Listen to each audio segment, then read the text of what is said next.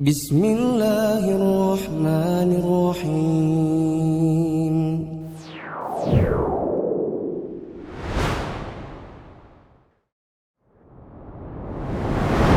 Bismillahirrahmanirrahim. Assalamualaikum warahmatullahi wabarakatuh. Alhamdulillahilladzi arsala rasulahu bil huda wa dinil haqq liyudhhirahu 'ala ad-dini kullih wa kafa billahi syahida. Asyhadu an la ilaha illallah wahdahu la syarikalah wa asyhadu anna Muhammadan 'abduhu wa rasuluhu la nabiyya ba'dah. Teman-teman yang dirahmati Allah, para mahasantri dan mahasantriwati Mufid Islamic Academy, insyaallah kita akan lanjutkan kembali pembahasan syarah al-usul ats-tsalatsa atau penjelasan tiga landasan utama. Dan sekarang kita akan masuk dalam pembahasan al-martabatu tsaniyatu al-iman. Al-martabatu tsaniyatu al-iman. Tingkatan kedua adalah iman. Al-imanu wa huwa bid'un wa sab'una syu'batan. Fa'alaha qawlu la ilaha illallah wa adnaha imatatul adza 'anit tariq. Wal haya'u syu'batun minal iman. Iman itu memiliki lebih dari 70 cabang. Cabang yang paling tinggi adalah ucapan La ilaha illallah. Tidak ada sesembahan yang berhak untuk disembah selain Allah. Dan cabang paling rendah adalah menyingkirkan duri atau gangguan dari jalan. Malu pun merupakan salah satu cabang keimanan. Syekh Shalih bin Fauzan mengatakan dalam syarahnya, iman secara bahasa artinya membenarkan. Sedangkan secara istilah syar'i, sebagaimana dalam akidah Ahlussunnah wal Jamaah, iman itu adalah at-tasdiqu bil qalbi wal iqraru bil lisan wal amalu bil arkan. Yaitu mengakui dengan lisan, mengamalkan dengan anggota badan, dan meyakini di dalam hati. Di mana keimanan bisa bertambah dengan melaksanakan ketaatan dan bisa berkurang manakala orangnya melakukan kemaksiatan. Iman tanpa keyakinan di dalam hati itu seperti orang munafik. Allah Ta'ala berfirman tentang orang-orang munafik, yaquluna bi alsinatihim ma laysa fi qulubihim. Mereka berkata sesuatu dengan menggunakan lisan-lisan mereka, dengan lidah-lidah mereka, tetapi sesuatu itu tidak ada pada hati mereka.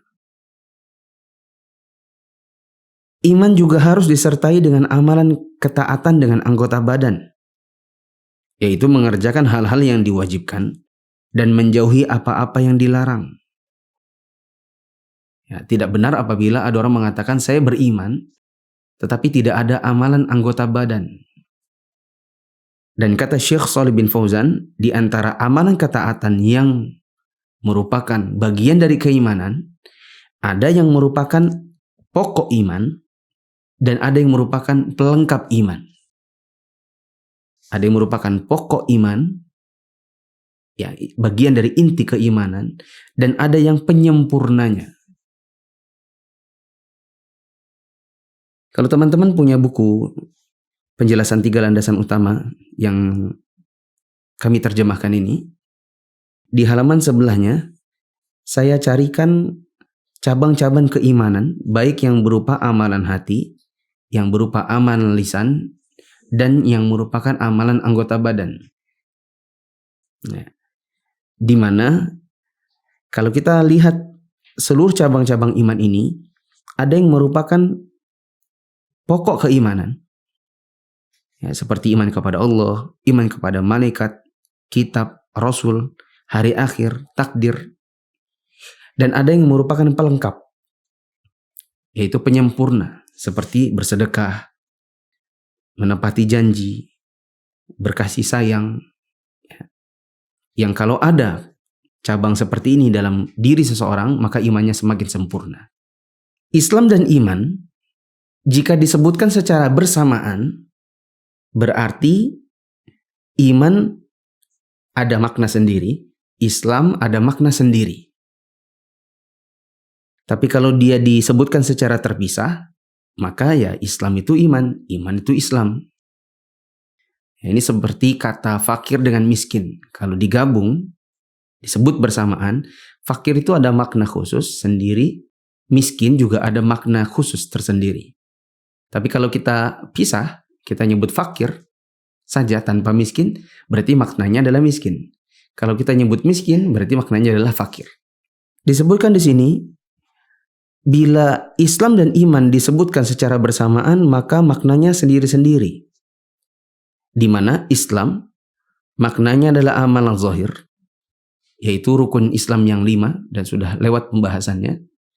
Sedangkan iman bermakna amalan batin, yang jumlahnya 6 rukunnya.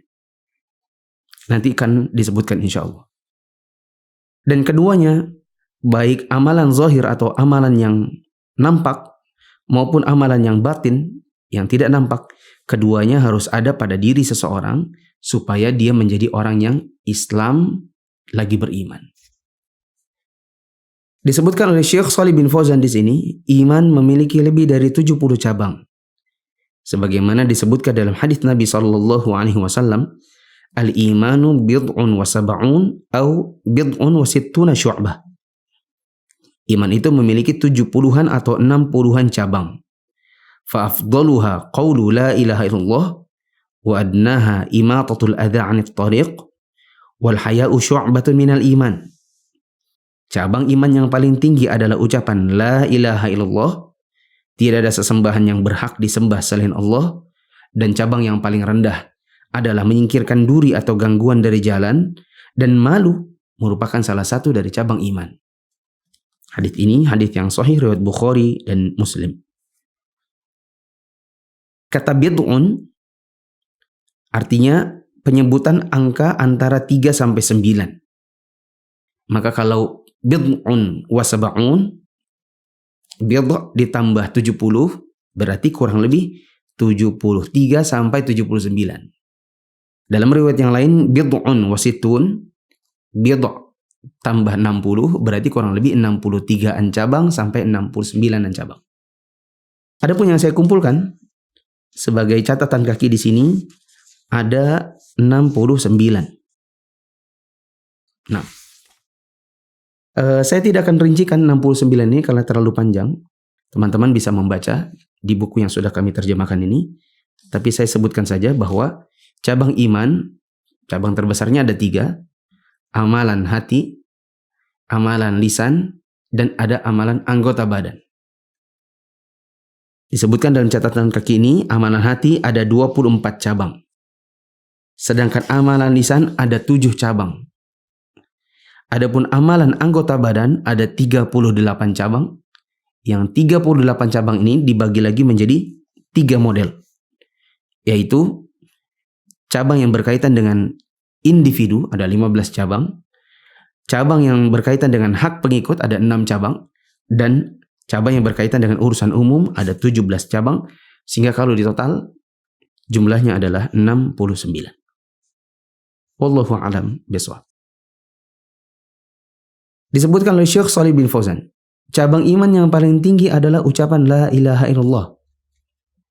Tidak ada sesembahan yang berhak untuk diibadahi dengan benar kecuali Allah. Dan ini merupakan puncak keislaman dan keimanan. Cabang iman yang paling rendah adalah menyingkirkan duri atau gangguan dari jalan.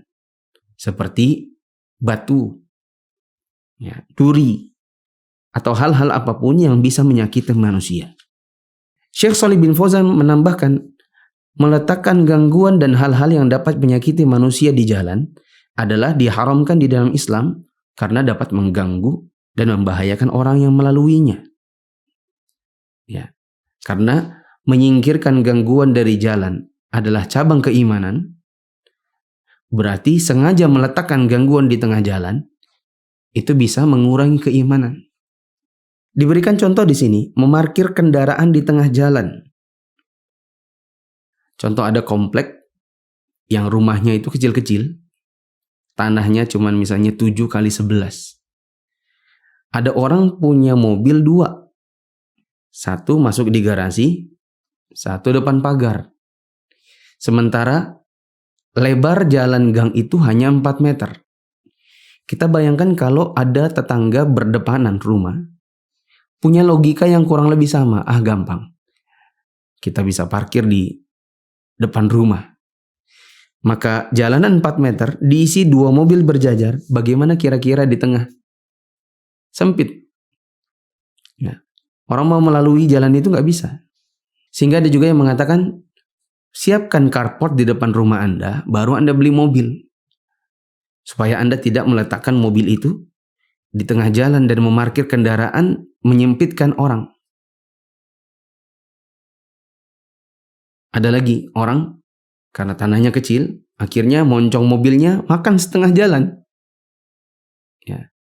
Bahkan ada lagi yang membuat pagar, karena nggak cukup nih buat mobilnya, pagarnya dibelokkan ke depan.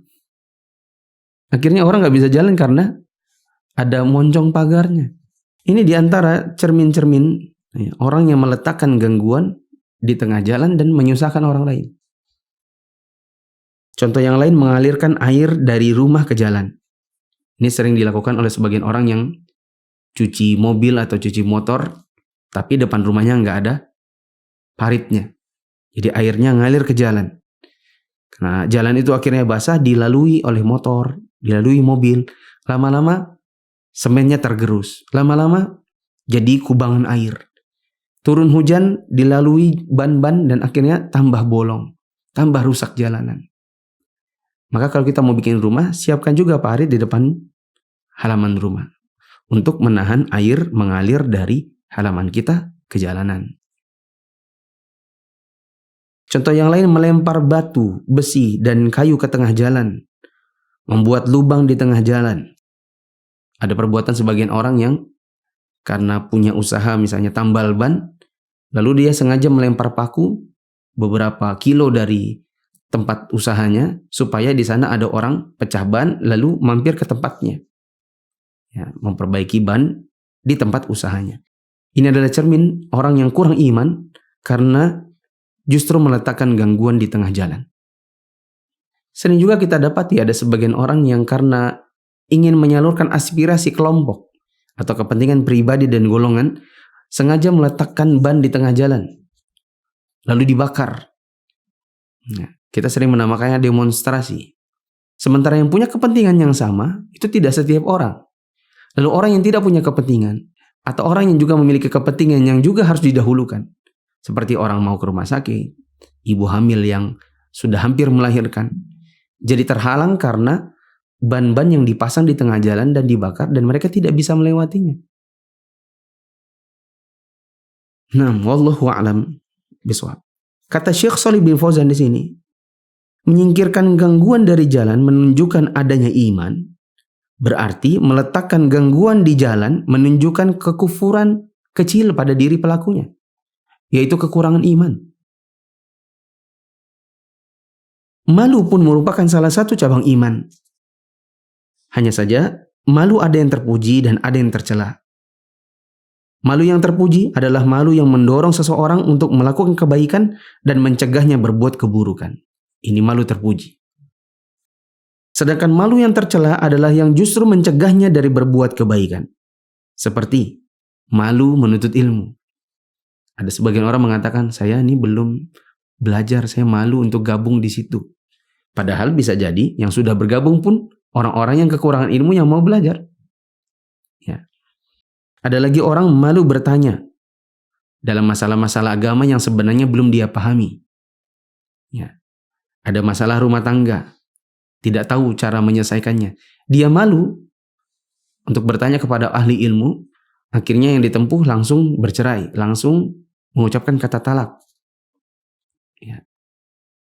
Nah, terakhir, hadis tentang cabang iman di atas merupakan dalil yang digunakan oleh para ulama untuk mendefinisikan iman sebagai pengakuan dengan lisan, pengamalan dengan anggota badan, dan keyakinan dalam hati. Hadis yang mana? Hadis yang tadi. Al-imanu bid'un wa sab'un atau bid'un wa sittun. Fa afdaluha qawlu la ilaha illallah wa adnaha imatatul adza 'anit tariq wa al-haya syu'batun minal iman. Ucapan la ilaha illallah yang merupakan cabang tertinggi, ini adalah dalil bahwa iman itu berkaitan dengan pengucapan dengan lisan. perkataan Nabi SAW menyingkirkan gangguan dari jalan, imatatul adza 'anit thariq, ini menunjukkan bahwa iman juga berkenaan dengan perbuatan anggota badan. Sedangkan perkataan Nabi, al-haya syu'batun minal iman, malu adalah sebagian dari iman, itu merupakan dalil bahwa iman berkaitan dengan amalan hati. Sehingga iman baru benar apabila mengumpulkan 3 hal tadi. Mengakui dengan lisan, atau diucapkan dengan lisan, meyakininya dengan hati, dan mengamalkannya dengan anggota badan. Wallahu a'lam bishawab. Sekarang kita akan masuk dalam rukun-rukun iman. Wa arkanuhu sittatun kama fil hadits an tu'mina billahi wa malaikatihi wa kutubihi wa rusulihi wal yaumil akhir wa tu'mina bil qadari khairihi wa syarrihi. Rukun iman ada 6, sebagaimana yang disebutkan dalam hadis. Pertama, beriman kepada Allah. Yang kedua, beriman kepada para malaikatnya. Yang ketiga, beriman kepada kitab-kitab yang diturunkannya. Yang keempat, beriman kepada para rasul yang diutusnya. Kelima, beriman kepada hari akhir. Dan yang keenam, beriman kepada takdirnya, yang baik maupun yang buruk. Waddalilu ala hadhil arkani sittati qawluhu ta'ala. Dalil yang melandasi rukun yang 6 di atas adalah firman Allah Ta'ala, Laisal birra an tuwallu wujuhakum qibala al-masyriqi wal maghrib walakinnal birra man amana billah ولكن البر من آمن بالله واليوم الآخر والملائكة والكتاب والنبيين. bukanlah menghadapkan wajahmu ke arah timur dan barat itu suatu kebajikan. Akan tetapi sesungguhnya kebajikan itu ialah beriman kepada Allah, hari akhir, malaikat-malaikat, kitab-kitab dan nabi-nabi. Quran Surah Al-Baqarah ayat 177. Wa dalilul qadari qauluhu ta'ala. Adapun dalil tentang takdir adalah firman Allah Ta'ala, Inna kulla syai'in khalaqnahu biqadar. sesungguhnya kami menciptakan segala sesuatu dengan takdirnya. Quran Surah Al-Qamar ayat 49. Kata Syekh Shalih bin Fauzan, iman memiliki rukun dan cabang. Dan rukun iman berarti bagian pokok yang harus ada pada iman, yang jika hilang salah satunya maka iman menjadi hilang. Adapun cabang iman, dia merupakan penyempurna iman, di mana cabang iman bisa jadi hukumnya wajib dan bisa jadi hukumnya adalah mustahab atau dianjurkan. Tadi saya sempat sebutkan, ada yang namanya pokok iman, contohnya rukun-rukun iman. Sempat saya sebutkan rincian-rinciannya. Ada juga yang cuma penyempurna iman. Bila dikerjakan, maka semakin sempurna iman. Semakin melalaikannya, semakin berkurang kadar keimanan. Ya. Ini yang disebutkan sebagai pokok iman dan cabang iman. Jika seseorang meninggalkan cabang iman yang bersifat wajib, contohnya berbakti kepada orang tua, maka imannya tidak serta-merta hilang. Dia hanya dikatakan kehilangan penyempurna iman yang sifatnya wajib. Sehingga dengan demikian, dia menjadi orang muslim, mukmin tetapi fasik. Dikarenakan imannya berkurang. Jika seseorang melakukan perbuatan yang diharamkan seperti minum khamr, berjudi, berzina, dan dosa besar lainnya, maka dia tidak serta-merta menjadi kafir, tetapi dia dikatakan orang yang bermaksiat dan imannya menjadi berkurang atau menjadi fasik. Dikarenakan dia hanya kehilangan penyempurna iman, bukan kehilangan pokok iman. Syekh Shalih bin Fauzan juga mengatakan bahwa keyakinan bahwa iman itu ada pokok dan ada pelengkap. Bila melakukan ketaatan yang sifatnya wajib, maupun yang sifatnya sunnah, maka imannya bertambah. Bila melarikannya, imannya berkurang. Bila melakukan dosa besar, maka imannya berkurang. Orangnya menjadi fasik, tapi tidak otomatis keluar dari Islam. Keyakinan seperti ini adalah keyakinan Ahlus Sunnah wal Jamaah yang membedakan Ahlus Sunnah wal Jamaah dengan keyakinan Khawarij dan Mu'tazilah yang sesat. Karena orang Khawarij mengkafirkan siapapun yang melakukan dosa besar dan mereka menganggap orang-orang itu langsung keluar dari Islam. Sedangkan Mu'tazilah mengatakan bahwa pelaku dosa besar itu berada di antara dua posisi, bukan mukmin, bukan kafir. Maksudnya begini teman-teman. Contohnya ada orang berzina. Menurut akidah Ahlussunnah wal Jamaah, orang ini menjadi fasik. Imannya berkurang. Menurut Khawarij, orang ini kafir. Keluar dari Islam, murtad. Berbeda lagi dengan orang Mu'tazilah, pelaku zina seperti itu dikatakan bukan mukmin, bukan pula kafir. Dia berada di antara dua posisi. Fi manzilatin baina manzilatain. Ya. Ala kulli hal, mungkin ini agak rumit sedikit bagi teman-teman yang baru belajar. Ya, nanti insya Allah akan lebih mendetail kalau kita sudah belajar kitab-kitab yang berkenaan dengan manhaj, yang berkenaan dengan akidah yang lebih mendetail. Ahlussunnah wal Jamaah juga meyakini bahwa iman itu bisa bertambah. Dalil bahwa iman itu bisa bertambah adalah firman Allah Ta'ala, innamal mu'minuna alladhina idza dzukirallahu wajilat qulubuhum wa idza tuliyat alaihim ayatuhu zadathum imana wa ala rabbihim yatawakkalun. Sesungguhnya orang-orang yang beriman adalah orang yang bila disebutkan nama Allah maka bergetar hati mereka, dan bila dibacakan ayat-ayatnya maka bertambah keimanan mereka. Ini menunjukkan bahwa iman itu bisa bertambah. Ya. Ahlussunnah wal Jamaah juga meyakini bahwa iman itu bisa berkurang. Dalil bahwa iman bisa berkurang adalah hadis Nabi SAW, man ra'a minkum munkaran falyughayyirhu biyadihi fa illam yastati' fa bilisanihi fa illam yastati' fa biqalbihi wa dzalika adhaful iman. Barang siapa di antara kalian melihat kemungkaran, maka hendaklah dia mencegah dengan tangannya. Jika dia tidak mampu maka dengan lisannya. Jika tidak mampu maka ingkari dalam hati, karena itu adalah selemah-lemah iman. Perkataan iman ada yang lemah itu menunjukkan bahwa iman juga ada yang kuat. Berarti kalau ada yang kuat dan ada yang lemah, berarti ada yang namanya berkurang dan ada yang namanya bertambah. Nah, dalil lainnya bahwa kalau ada sesuatu yang bisa berkurang, berarti dia bisa bertambah. Kalau ada sesuatu yang bisa bertambah, dia pasti bisa berkurang. Kalau ada yang bertanya, apa saja rukun iman? Maka jawabannya, rukun iman mencakup 6 hal. Pertama, iman kepada Allah. Yang kedua, iman kepada malaikat.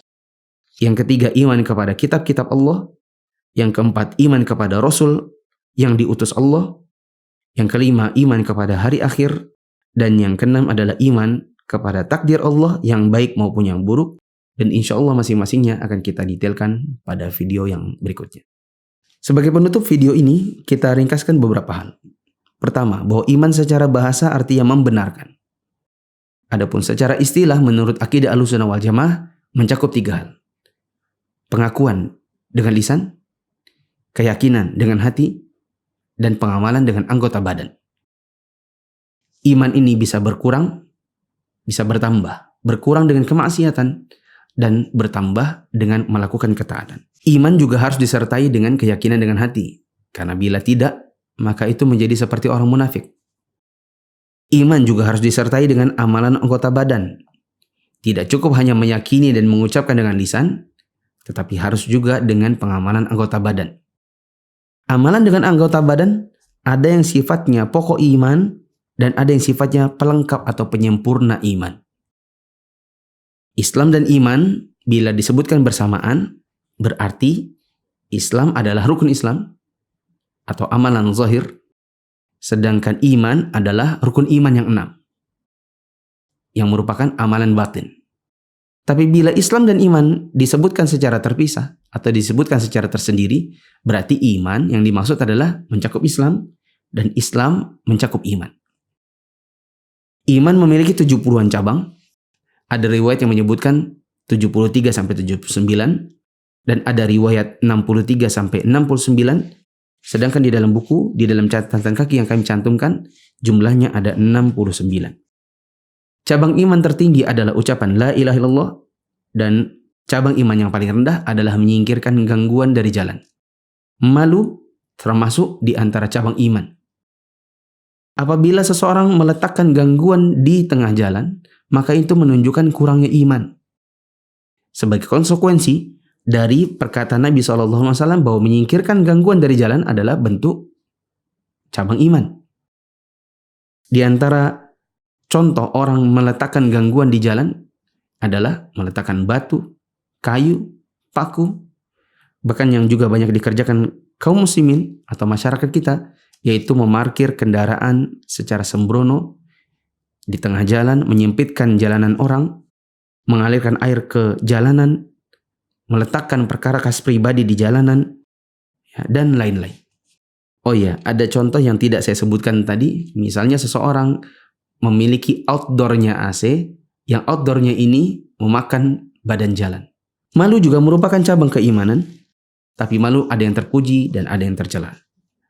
Yang terpuji adalah yang mendorong seseorang untuk melakukan kebaikan dan menjauhi keburukan. Sedangkan malu yang tercela adalah malu yang justru menjauhkan dia dari kebaikan. Ringkasan yang terakhir, bahwa hadis tentang cabang iman, tertingginya adalah la ilaha illallah, terendahnya adalah mengikirkan gangguan dari jalan, dan malu adalah bagian dari iman, sehingga iman baru benar apabila mengumpulkan 3 hal tadi. Keyakinan dalam hati, pengucapan dengan lisan, dan amalan dengan anggota badan. Diwakili oleh ucapan la ilaha illallah, menyingkirkan gangguan dari jalan, dan rasa malu yang merupakan amalan hati. Subhanakallahumma wa bihamdika, asyhadu an la ilaha illa anta, astaghfiruka wa atubu ilaik.